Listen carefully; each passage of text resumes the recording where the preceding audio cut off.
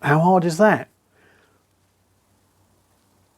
Oh, I'd say that's about a Vickers 502 or a Rockwell 48 equivalent. Cool. If only there was an easier way to test hardness in this workshop. Oh, hello. Where did you come from?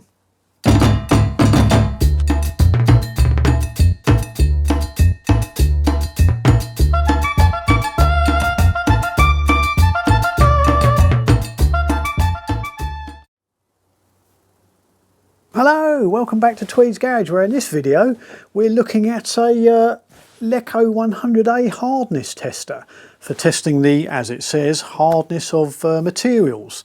This hardness tester works to the Vickers scale, and it can be used, it's quite versatile, it can be used from plastics through to sort of ferrous metals, non-ferrous metals.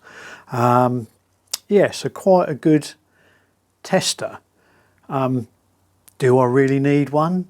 No, I could sort of try and file a piece of material, but it's sort of handy to know sometimes, you know, when you're machining something, how hard it is, or if you're sort of making something to replace something, making sure you use the right strength of material to replace it, rather than just using bits of black steel to make everything and then wondering why they break. So yeah, it wasn't something I was looking for, but I'd seen a few people on YouTube have them in the back of the workshop. They don't use them very often, and this just popped up on good old Facebook Marketplace. So yes, I went along and purchased it. I was assured that it sort of worked. It was from an old college. The lights worked on it, but they didn't know anything else. So that it was a good price. So yeah, just brought it home and had a little fiddle around with it. So yeah, so it's in a sort of fairly good order. It comes with two anvil plates to put on there to put your samples on, a couple of spare fuses, which is always worrying, but no, it's it all seems to work fine. So the main issues we had with it were the first one was the when you adjusted the weights, it didn't quite sound right, and then when I had a look inside. When you move what happens is the weights are on a rod, a suspended rod, and the weights have all got a hole in, and then there's collars down the rod that support the weights all the way down.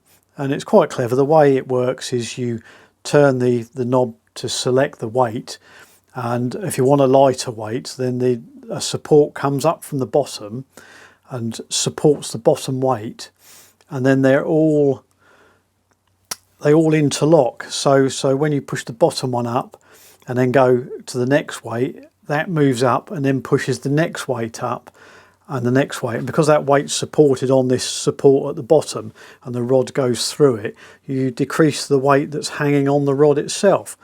Very clever. And the trouble is, obviously, probably out of college, stuff gets, you know, mistreated. It had the collars, one of the bottom collars was missing off the main bottom weight, and somebody had replaced it with a couple of washers and a bolt. And the trouble is, what that allowed it to do, or allowed the bottom weight, because the bottom weight is the tallest, the heaviest, it allowed the bottom weight to tilt over rather than lift squarely. And because it tilted, then it would jam up on the next weight, and it would then jam up under the support for the weight above that, and then the whole lot rises up and tries to unhook itself off of the support arm.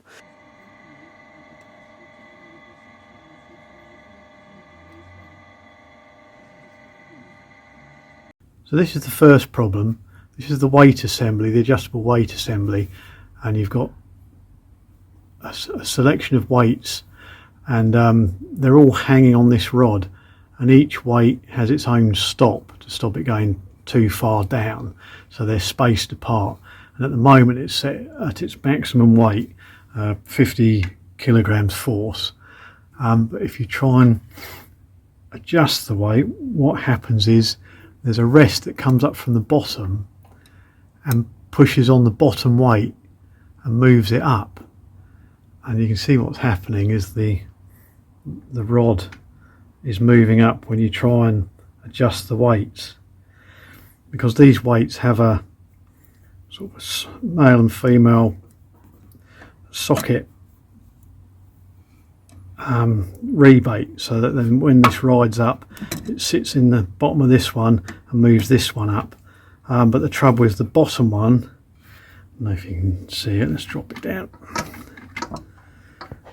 let's see if we can get some light on the subject. Bottom one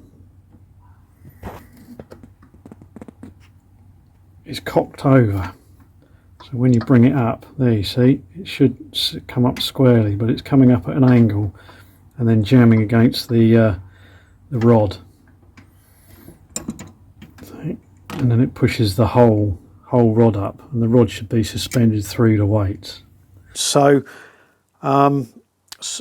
took it apart, took it out, inspected it. They're all sort of nylon bushes that are on there. I think out of the 4 that were left, 2 of them were cracking up around the split pin, the roll pin, so they needed replacing. So the first job to do was make some new collars, and you'll see me machining these up. These are the first batch I made. You will see me drilling these as well. Unfortunately, with my setup when I was drilling these, the way I had them, even though they were clamped tight, I think what was happening was, as the drill was going in, it was pushing the collars around, because the hole just didn't go through the centre. So off video I made another set, but I was getting quite good at it by then, because I'd made 5 and made another 5 and then an extra one, and I put them in separately in the vise the other way round, and just used the wobbler to find the centre and drill them that way, and they all went together really nicely, as you can see.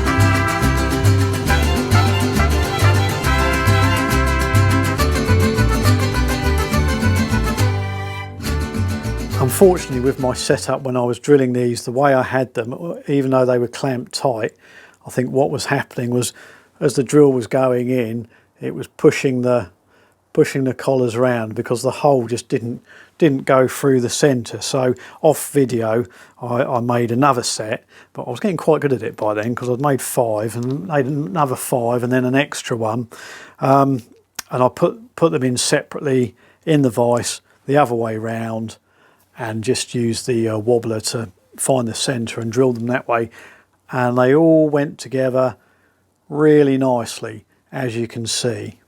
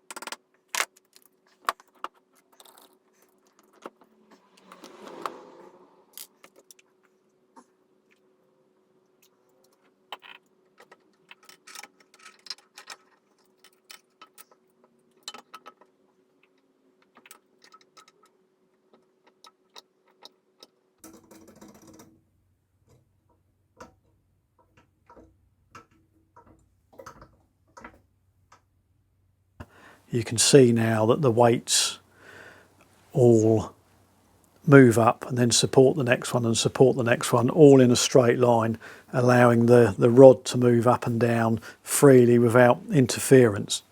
So that was the first problem. The second problem was on the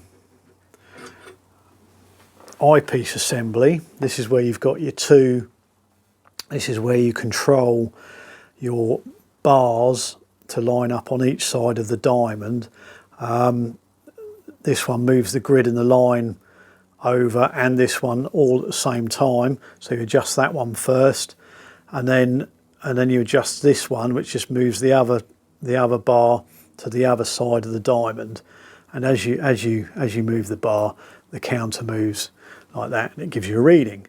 So you read it that way, and then you read it that way, because that's the way the diamond appears in your eyepiece. So you do your two measurements, and then you add them together and divide by 2, and that gives you your sort of the measurement that you need.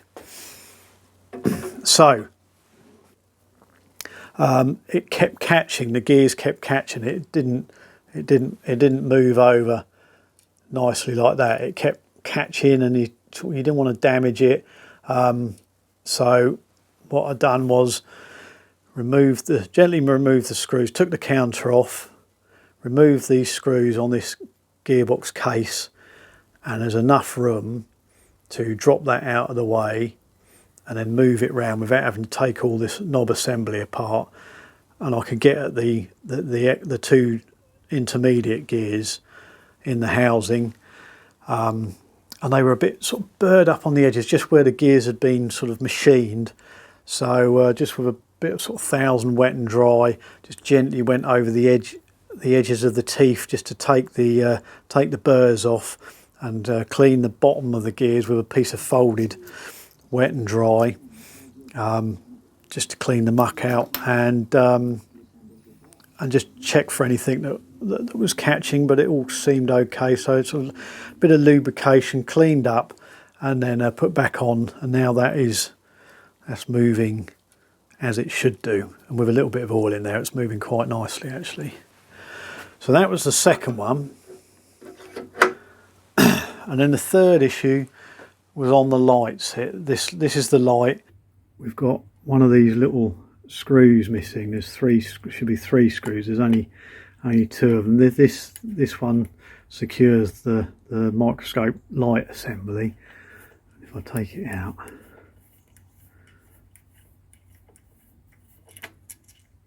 try not to lose that one. It's just a bulb in there, and then there should be 3 screws, and you can move the position of the bulb because it sort of should shine through that lens there. So because it's an incandescent lamp, it's not very accurate, so you can adjust it to get the beam going spot on through there. So you can sort of jiggle it, but it needs to be sorted. So we'll turn one of those up turn a couple of spare ones up in brass. But then I discovered they put one of these where this brass one now is, because that just secures the whole assembly onto the sleeve there. So yeah, just trimmed that down to size, and that was all done.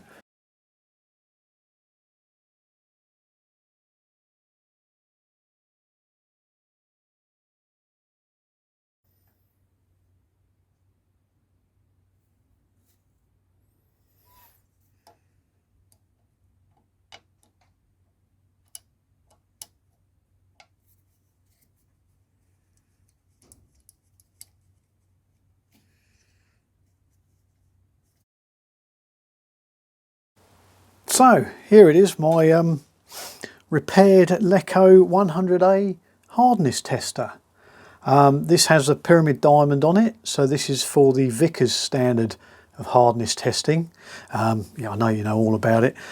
I don't either. So yeah, I'll just run you through the operation of it. So this is the anvil where you put your sample on. So we've got this little bit of aluminium we want to test. Put it under the microscope there. Turn it on, and then bring it up under the microscope so it comes into focus through the microscope viewing piece at the front there. And the pattern is quite impressive actually through the microscope, how good it is. So once that's in focus, you set your time delay that you want the weight to rest on your material. Then you set the weight that's going to be used to push the diamond into the material. And then you turn around your diamond to the stop position. And then you push the button and let it do its thing. So the diamond comes down with the weight. We've got 10 kilograms force on there, and it's set for 15 seconds, so it'll rest there for 15 seconds.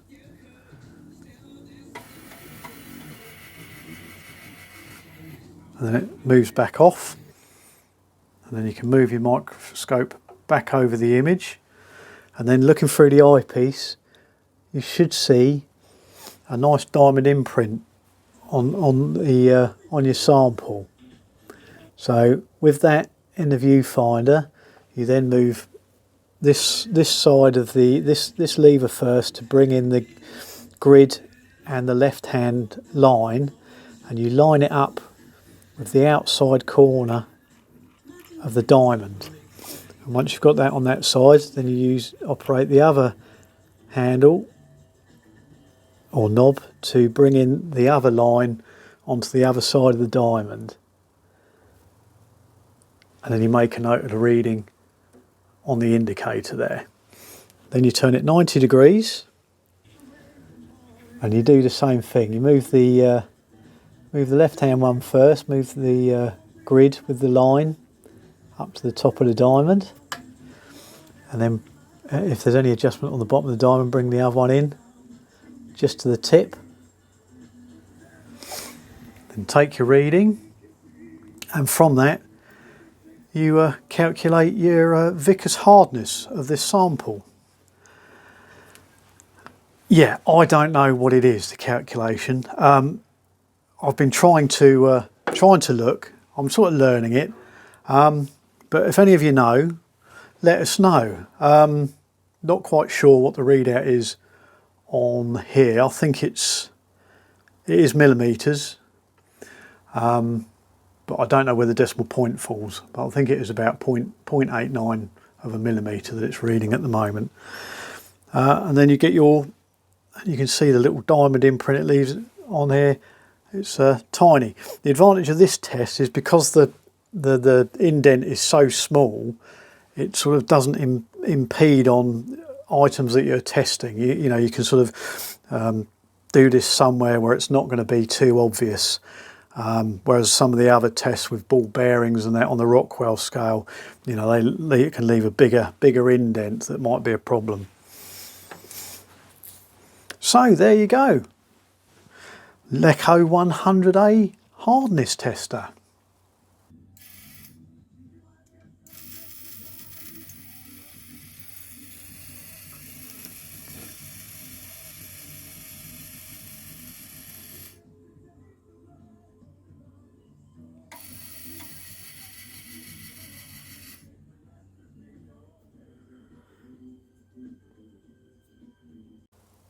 So, do I need one? Well, if it's good enough for A-bomb, and if Blondie Hack uses one as well, she's got a little hand-operated system, similar sort of system. It's more of a centre punch and an eyeglass. But to be honest, the price I paid for this was probably cheaper than buying one of those sets. So it was a bit of a bargain. It doesn't take up too much space, and it's a novel thing. I'll make a cover for it so it doesn't get covered in dust. But it is, you know, it will be handy. It will get used because sometimes, you know, you've got a part to make and you're not quite sure how hard it is and what material to make it in. So if you've got some way of testing it, you know, and then comparing it to something else, it'll be quite useful. You know, or you can do it with a file, but that's that's okay. That's okay. That works. But you know, this is a little bit more technical, and it's something else to learn. You know, so if anybody knows the calculations, you take those two measurements. I think you divide them by 2, and then you do something with the kilograms. And if you know, if you've used one of these before, please tell me, because I've been looking on the internet, and because it's quite an old unit. Yeah, there's no information on it out there. All the new ones, all the modern ones, do all the calculations for you. So I think this being an early one, it gives you the general measurements, and then you've got to work it out yourself. So if you know, let us know in the comments below. Okay, there you go. That was a bit different, wasn't it?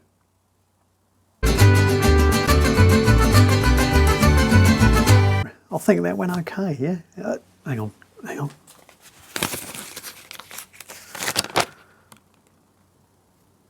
What do you mean I haven't shaved since the last video?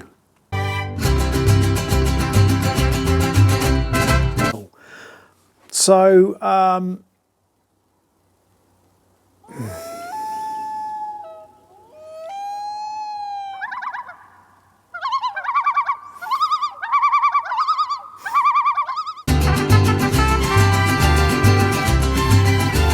forgot what I was going to say.